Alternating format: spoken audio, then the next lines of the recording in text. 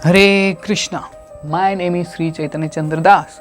Welcome all to my YouTube channel. Today we are going to see a very special video. This video is about my true story, what happened with me in 2010, abduction and escape, how I was kidnapped by my relatives from the temple, how I stayed with them for 11 days and how I escaped. This is a real true story that happened with me. So please watch the whole video and please like and subscribe. Hare Krishna.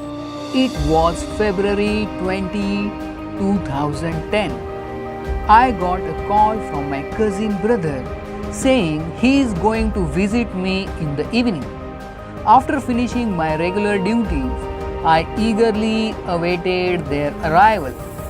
At around 7 p.m., my two cousin brothers arrived at Sri Sri Radha Kunja Bihari temple in camp. After showing them the deities and other parts of the temple, we sat in one corner chatting. It was almost 3 years since I had left home to join the temple as brahmachari, and we all felt nice to have a reunion. My cousin asked me to come and see his new car that he had brought to the temple. It was parked in the outside parking area. I agreed very enthusiastically. As I opened the door and looked inside the car, 4 strong men suddenly pulled me inside. They locked the door, shut my mouth and drove the car immediately. I was shocked to see my one cousin brother sitting inside the car, and I saw 4 other cars following us. Reality soon dawned upon me. I had been kidnapped, and the kidnappers were hired by none other than my relatives. I couldn't believe this.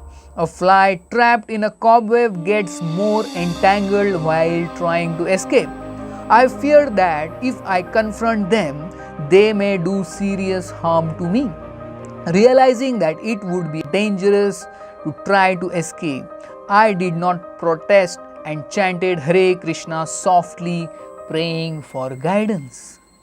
Ashish, the leader of the gang, asked me to stop chanting Hare Krishna, but I continued.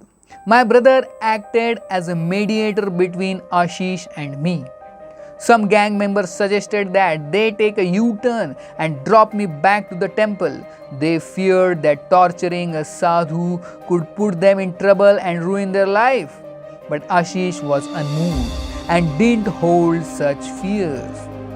After 3 hours, we reached Ahmednagar, my hometown, and I hoped that they would drop me there.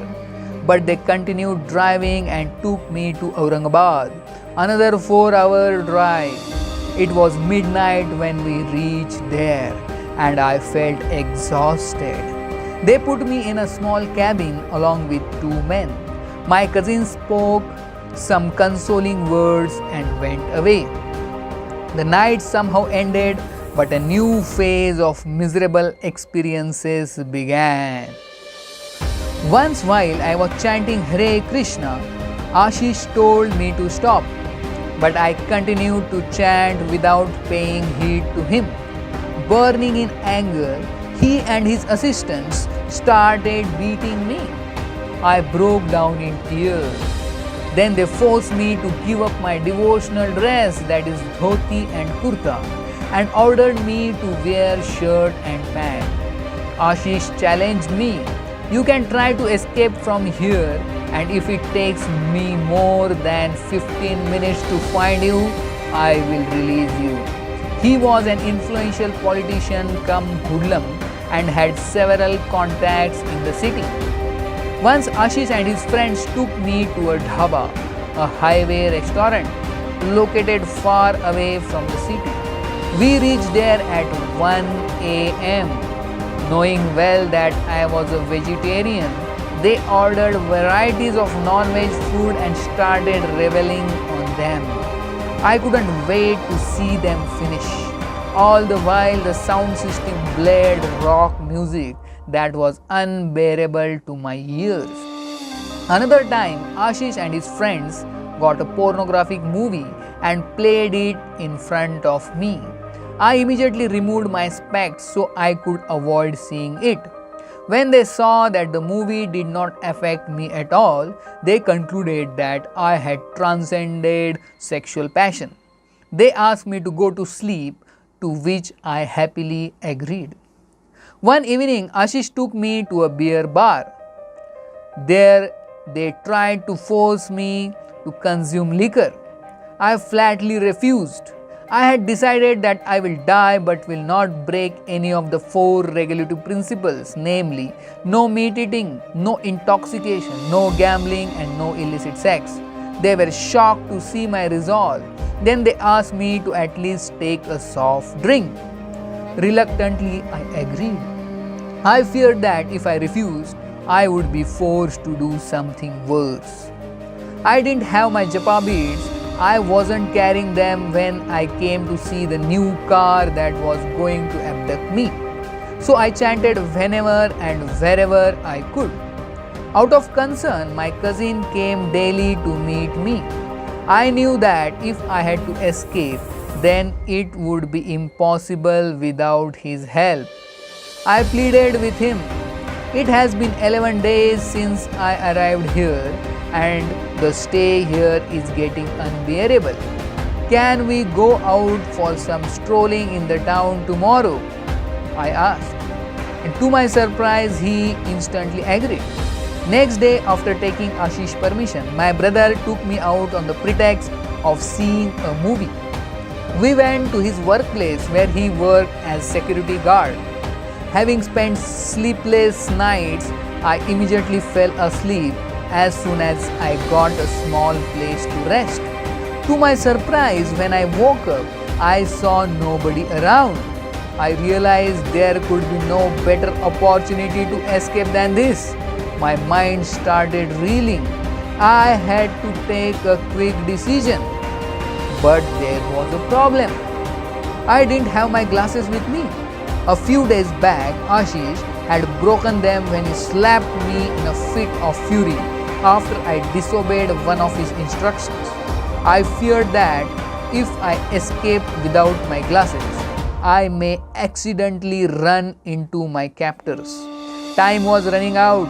My brother could arrive any time. By Lord Krishna's mercy, I got the inspiration to take the risk, and without wasting a moment, I ran out of the gate just like a person caught in fire runs to a river to save his life. After running for several minutes, I spotted an auto rickshaw and jumped into it. But where did I want to go? I remembered seeing a petrol pump while I was moving with Ashish, but it was somewhere far outside the city. I asked the driver to take me there. Upon reaching the place, I had no money to pay for the travel fare. So I removed my wristwatch and gave it to the driver in exchange of money. The driver stared at me in wonder, speechless. Without waiting to explain to him my situation, I got down from the auto rickshaw and ran towards the mountain that I saw at a distance. After running for several minutes, I felt breathless and tired and wanted to rest, but I suddenly realized that my kidnappers would be desperately searching for me. I walked through the forest briskly, singing Narsimha prayers all the time. I remembered Raghunath Das Goswami, a 16th century saint who had made a similar escape through the jungles of India in order to meet Lord Chaitanya Mahaprabhu. I wondered what to do next. Should I spend some days in the forest until everything settles down so I could escape peacefully? What will I eat and where will I sleep? I picked up some fruits and leaves and began tasting them, but I was not sure if they were edible. I had heard that some forest trees bore poisonous fruits, although they appear delicious. Not wanting to take unnecessary risk, I decided to fast. When I saw the dense forest that lay ahead, I could not muster the courage to stay there alone in the cold night with cold-blooded animals, snakes, scorpions and other dangerous creatures. By evening, I came out of the forest and took a safe village road. I decided to hitchhike and go to a place where I could spend the night. I stopped a biker and requested for a lift. "Where do you want to go?" he asked me. I had no answer. "Where do you want to go?" I asked him. "That's where I want to go." He seemed a bit surprised but agreed to drop me anyway. After 30 minutes, I reached my destination. What next? I saw a small temple of Hanuman, the great devotee of Lord Ramchandra, and prayed intensely for guidance. When I turned around, I saw a little boy staring at me. Coming close to me, he innocently asked me if I had dinner. I said no. Immediately he ran to his home and came back with his father, carrying a glass of milk in one hand and a bhakri in other. He offered it to me. I recalled the story of Madhavendra Puri, another great saint of medieval India, for whom Lord Krishna personally brought milk when he was hungry. Surprisingly, the child's name was Krishna, and I considered this to be a personal reciprocation from the. Although not qualified to get a direct darshan, I felt that Krishna was kindly making all arrangements for my survival in these difficult times. The family also gave me a mattress and chadar so I could sleep peacefully. I lay down in the temple courtyard with other wanderers, but I could hardly sleep. I kept getting nightmares about my kidnappers. After getting up early in the morning, I chanted my japa on fingers and then left the place. I traveled to the next village by foot. Feeling hungry, I begged for food from the local villagers, who happily shared with me whatever they had cooked. I felt satisfied and energized. Then I hitchhiked to the next village. Here I met a person who said he was a devotee of Krishna. When I explained to him my situation, he realized I was in danger. Out of compassion, he gave me some money. The first thing I did with the money was to get a new pair of glasses. It was a big relief. Now I could see things clearly. I called up a devotee family in Hyderabad and informed them that I am coming to visit them for a few days. After several hours of bus journey, I reached their home. "Please stay with us as long as you wish," the family assured me. "If those ruffians come here searching for you, we will fight with them." It was so nice to hear such loving words. I spent my days staying at the homes of various devotees. I wanted to make sure that my relatives do not get a clue of my whereabouts. Several months passed and one day I called my uncle, who was the main leader in this whole plot. As soon as he heard my voice, he softened and apologized for his nefarious activities. My parents were unaware of the whole conspiracy. Finally, I returned to Pune after 6 months. The moment I entered the temple, I broke down. It was such an emotional homecoming for me. It appeared that their lordships, Sri Sri Radha Kunja Bihari, were bathing me in their unlimited mercy by their loving glances. The devotees too showered their affection on me. Jubilant to see me back, everyone hugged and embraced me.